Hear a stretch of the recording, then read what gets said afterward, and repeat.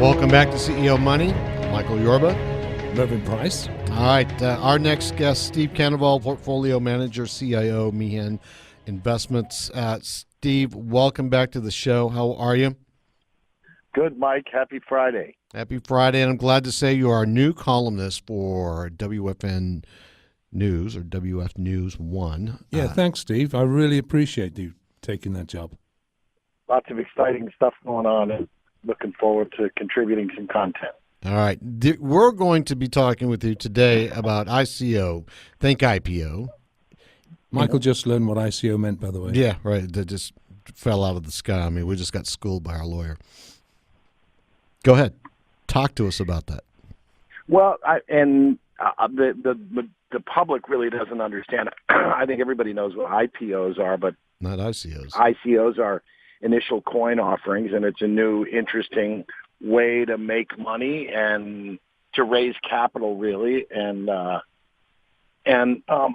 you know, the it's kind of crushing the crowdfunding traditional ways to raise capital, because it's in an unregulated market, and you know, it's the new. Steve, did you say unregulated?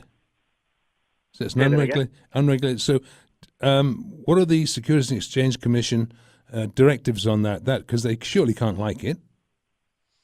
Can you repeat that for me? What are the SEC's directives on an unregulated market such as this? Have you any opinion on that? Well, I mean, they're completely unregulated. They've affected some of the public companies that have listed coins on their balance sheets, and you know, they've come down kind of hard on some companies that have not been transparent with the information, and it's difficult. You know, a lot of the coins are, you know, thinly traded, you know, and they're, you know, it's a completely unregulated security. However, I will say my opinion really is that, you know, the market really doesn't care about the regulators. The regulators have proven that they have no teeth. They haven't protected the public. I mean, Bernie Madoff ran a scam for 2 decades. It didn't make a trade. So I don't know that they necessarily have a deep enough record to talk about. You know, the public doesn't care about regulation, and that's been proven here by the investment in digital currency. What about this business about halting Bitcoin capital yesterday? What happened there? Well, they halted the stock, and you know, they haven't said anything other than you know, the volume was unusual and the activity was unusual. I talked to the company, and they're you know, they said, look, we're new at this. We're inventors and scientists, and you know, we're not really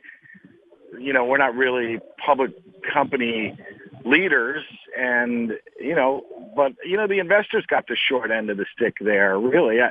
You know, I think really what it is, Mike and Mervyn, is that the marketplace does not need the amount of regulation that it has, and these are the first steps to the end of the, you know, kind of over-regulated marketplace that we have in the OTC, in small caps. Have you ever tried to follow the path for public filings? It's worse than the tax code. Oh, yeah. Yes. And people go out, and the digital currencies are trading deep and liquid, and the public's starting to participate. You know, the adoption rate is much faster than it was back in internet stocks in the 90s, and it smacks of having you know, that the public doesn't care about regulation. They care about investment performance. You know, we're in the days with the internet where you can do your own research, and people are. They're not depending on the SEC to tell them whether something is safe. Steve, it's one of the aspects of it is people are saying blockchain will eventually eliminate the SEC. That's a huge statement, and I know very little about blockchain. So whatever you know is more than me. So go ahead. Well, and right now, the reason that stocks take 3 days to clear is because there's so many pieces to the, there's so many pieces to the clearing process, to the transaction. Yeah, and the blockchain allows you to just look back. It's very straightforward in the way that the transparency. It's a nice telescope backward, and you know who you traded with, and it's near zero latency clearing. So why would you need a regulator if you have something where you know exactly who you traded with, you can go back as far as you want. Everything is completely transparent and easily retrievable. And, I just think we're entering an environment where, and as I told you and I've told many people, the reason I got involved in digital currencies in the first place is I've been long exchange stocks since the 1980s, CME stock. And when I looked at it and I saw what blockchain did, I said, this is the beginning of the end of the exchange complex and the way that we know it. Everything will revolve around the crowd and the way that the crowd, the transparency of the transactions. I'm getting it now. You don't need all these people in the middle. I'm getting it now. So what you're saying is that when I do a transaction, I can look back, and on that security, I can see where it was before at that, and where it was before that, and where it was before that, and who owned it, and who sold it, all the way back to its origin almost instantly. That is what blockchain will allow you to do, and the level of sophistication that will come from these smart contracts that exist in Ethereum and the base code that these are written on. Not to say the security aspect of it itself in terms of theft. Blockchain's much safer. It's much safer, and it's 95% cheaper. 95%. But why is it 95% cheaper? We got about a minute left.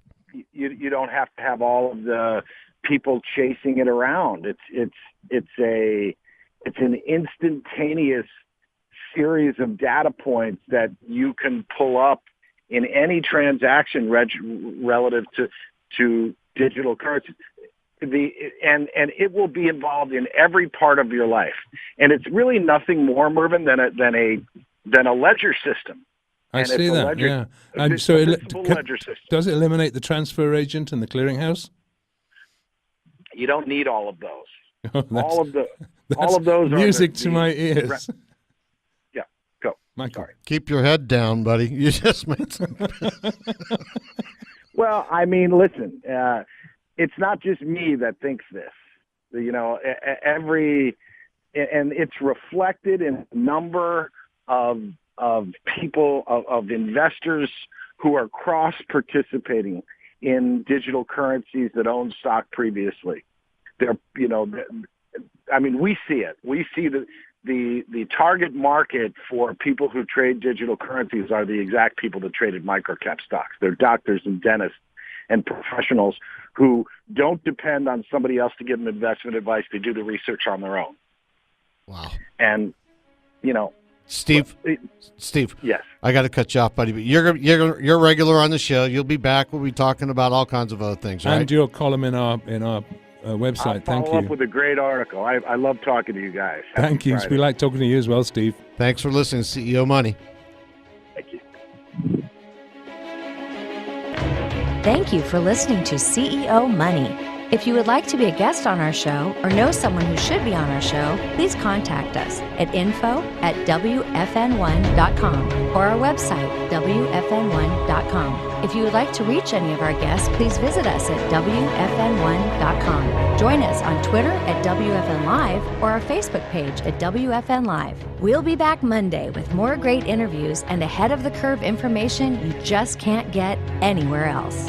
CEO Money is sponsored by WF News 1 Incorporated. Views and opinions heard on CEO Money are not necessarily the opinion of this station or its management. Material on this program is intended for general information only and should not be taken as specific investment, tax, or legal advice.